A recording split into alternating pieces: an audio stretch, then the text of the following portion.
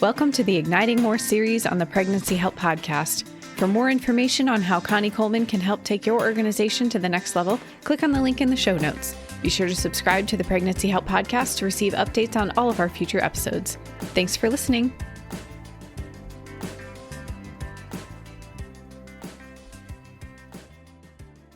Hey, everybody. Welcome to Igniting More. I am Connie W. Coleman, and I am thrilled to have you here today.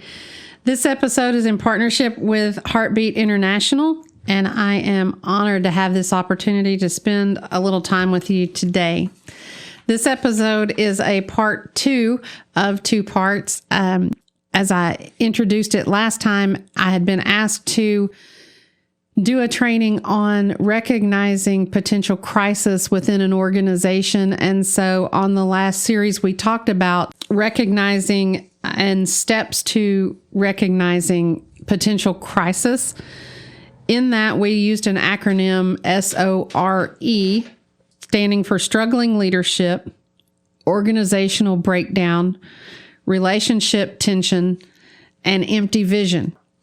And the question was, will your organization be SOAR, S-O-R-E, or will it SOAR, S-O-A-R? And so that is the acronym we're going to base our different characteristics on today. So let's just jump right in. And so will your organization SOAR? The S is for strengthened leadership. Focus on refreshing and aligning leadership with the mission and vision. Struggling leadership, we talked through a lot of characteristics of struggling leadership. In strengthening your leadership, again, I do not want you to hear me say that it is the executive director or the CEO's job to fix the board. If you want to strengthen the board, there are steps toward that, but it is an internal board process that they will have to decide that they want to take management of. Steps like moving toward a governing board, not micromanaging, but stronger in what they're called and tasked to do. A lot of times with new organizations, the board is a working board to get up and started, and that's understandable. But the goal has to always be to move towards that governing board that is a healthy board with a healthy balance and a healthy relationship with the rest of the organization. The board's job is to cast vision for the organization, to be looking that 3 to 5 years out, not to be micromanaging the day-to-day. And so how do you do that? One of the things that I have seen in organizations is we tend to recruit board members based on, yes, their relationship with the Lord, yes, their walk, yes, their reputation, but also their profession. Some boards need an attorney on the board, or they want to see someone that is good at marketing or accounting for oversight purposes. And so they will recruit board members based on that. But here's what happens. And this is just a small way that we send the wrong message and kind of wash our own feet out from under us. On the board application, so many times we will give a board member an application, and it chiefly focuses on 2 things. What's your relationship to the Lord? And what's your stance on our particular issue, whatever your nonprofit is overseeing or ministering to or working on. And we leave the rest off. And so we get board members who have the characteristics that we need. They have the attributes that we desire that will help our organization become what it needs to. And yet, in simply handing them that application, we have almost said we don't want that. So when they come through the door, it's almost like they take the professional hat off and hang it on the coat rack and come into the boardroom just desiring to do ministry, to hear the success stories, to help guide and nurture the center. And so we have hurt ourselves and sent the wrong message in something as simple as the board application itself. Board training is vital. Even if you have a strong board and a well-run board, continual training as in any other area or any other profession is vital. So make sure that you continue to do your board training. Purpose to have a co-pilot relationship between the board president and the CEO. Vital. Those two should be, like co-pilots. They should steer the plane and direct the ministry hand in hand, working together, one board side, one staff side, but both leading to the same end purpose. It doesn't happen very often, I'm sorry to say, but when it does, it is a beautiful and powerful thing for the life of the organization. The second step to recovery is organizational and operational excellence. Establishing clear communication, improving processes, and ensuring good stewardship. Always do things with integrity. Do the work, even the mundane, but do it with integrity. I can't tell you how many times I have walked into organizations where they expect less of themselves than any other business would. We're a ministry, we're representing not just those that we serve, but we're representing the Lord, and we represent each other as well as the community that supports us. Operational excellence is vital to your success. Without effectiveness, without efficiency, and again, without this integrity and excellence, your organization will suffer. So make sure that in everything that you do, you're striving for integrity and excellence. If there's two options, always pick the one with integrity. Never sacrifice your integrity for anything else within your operation.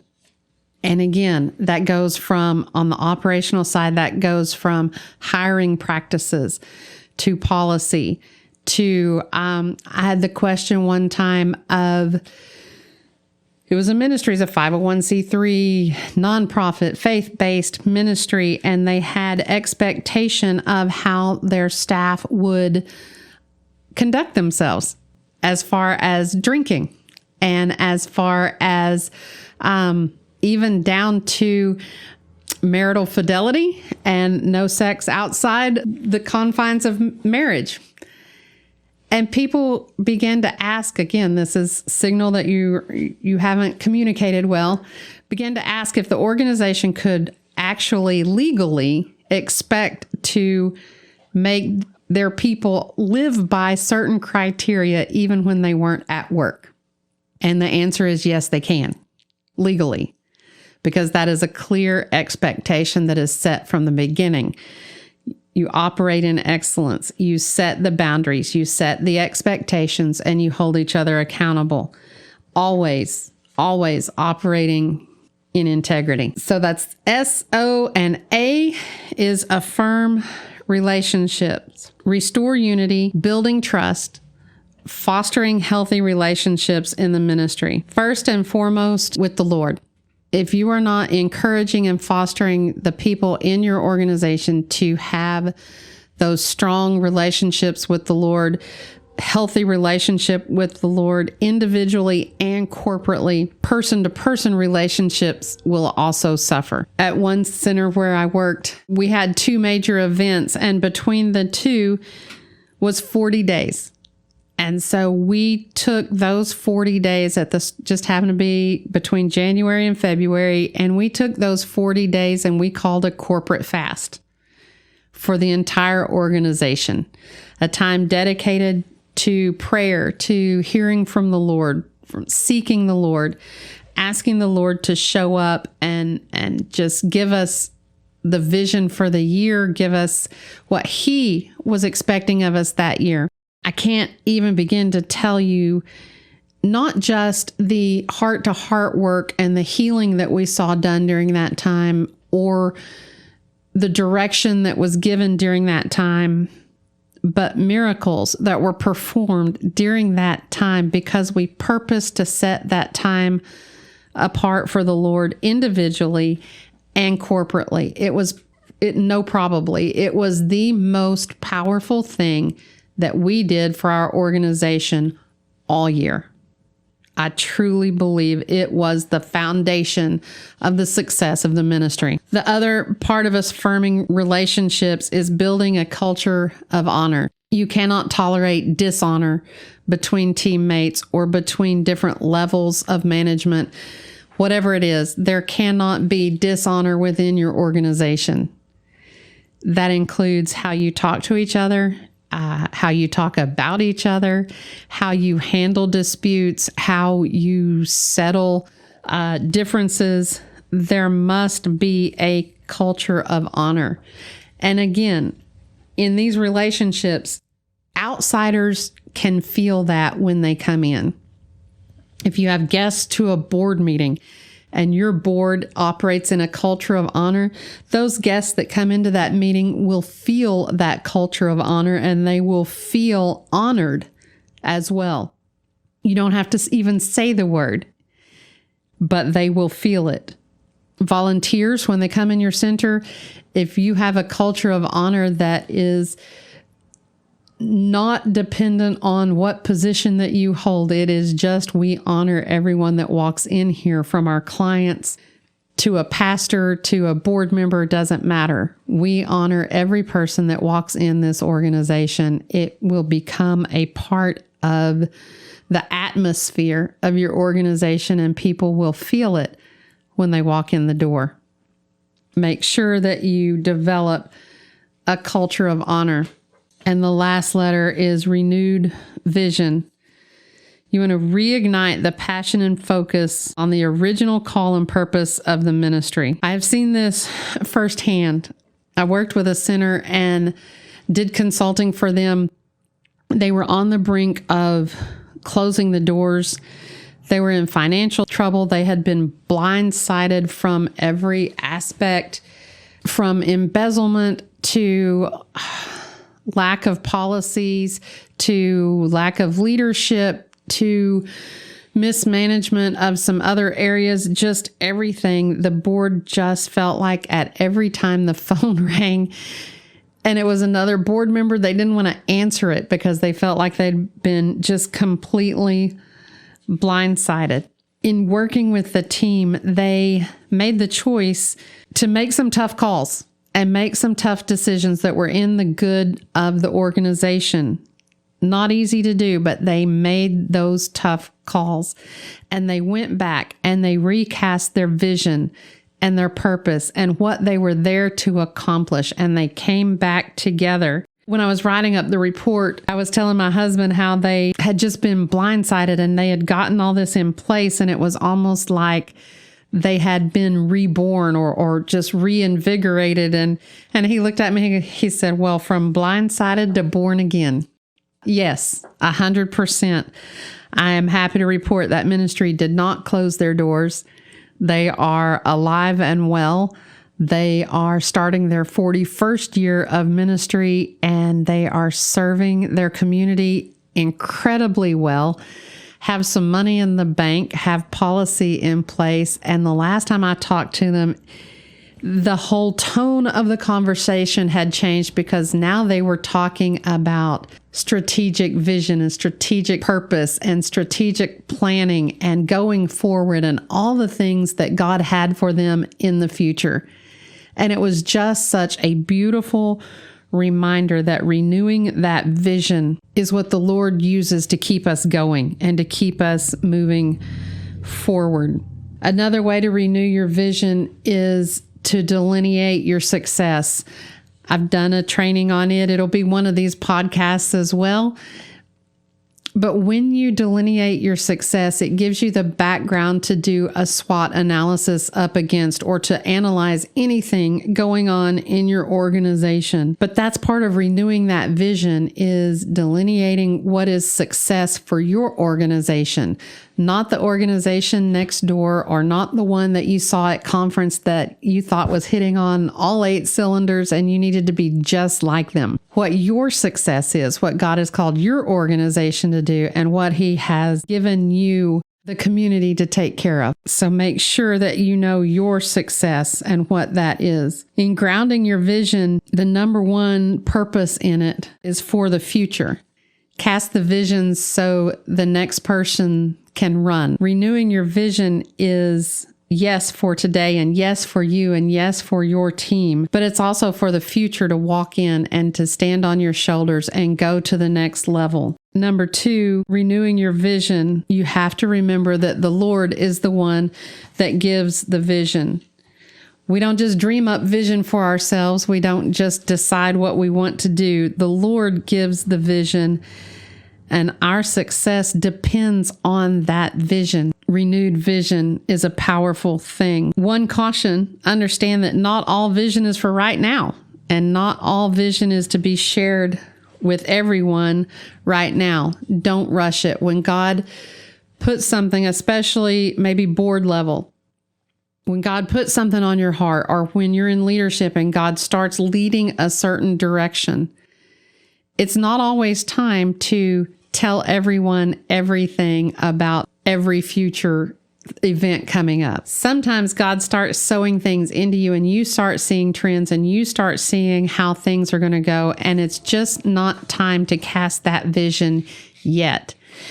It certainly is possible that it's time to work on something prior to making it public.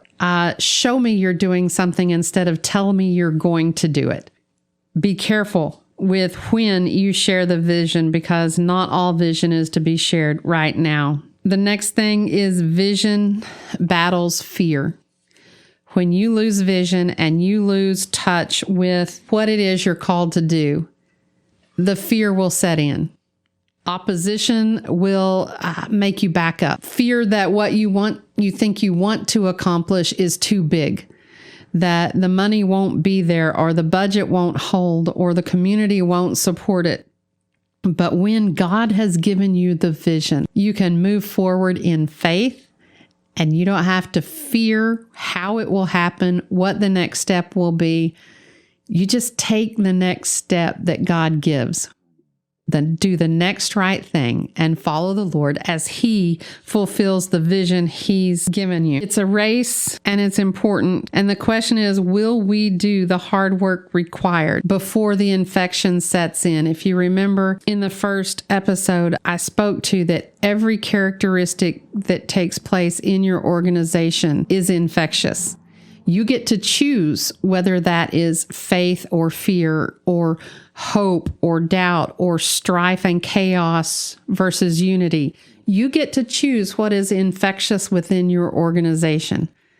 But it is a moment-by-moment choice. It's a moment-by-moment determination based on the decision that you make. Will you do the hard work required before a negative infection sets in? Will your diligence be what is infectious in your organization? Will you be servant leaders accountable to each other with one main thing? And will you, in unity, keep the main thing the main thing? My challenge to you would be to do some introspection, to look and see the warning signs of crisis. Are there characteristics that you need to look at and seriously consider? But also to look at the steps to recovery and what steps you can take, what steps the Lord's calling you to take next, and one by one put your organization back on the road to recovery. Some of you may be in a place where your organization is strong right now and recovery isn't something that you're needing. However, some of these steps can be powerful in taking you to the next level in your organization. So it's not all about crisis. Will you rightly assess where you are, both the positive and the areas needing some attention? And will you do the work before you're actually in crisis?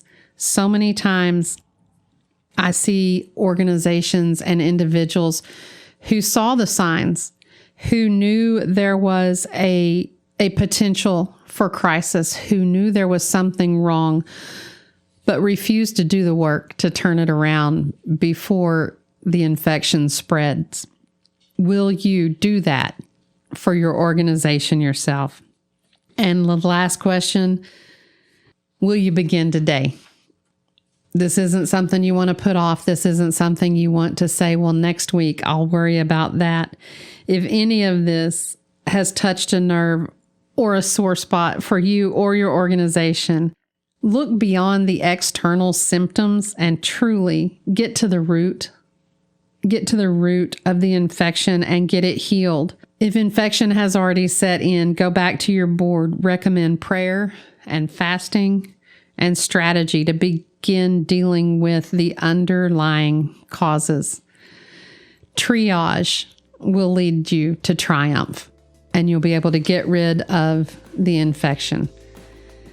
Thank you for joining. I hope some of this will help you. We'll have more series soon, so stay in touch.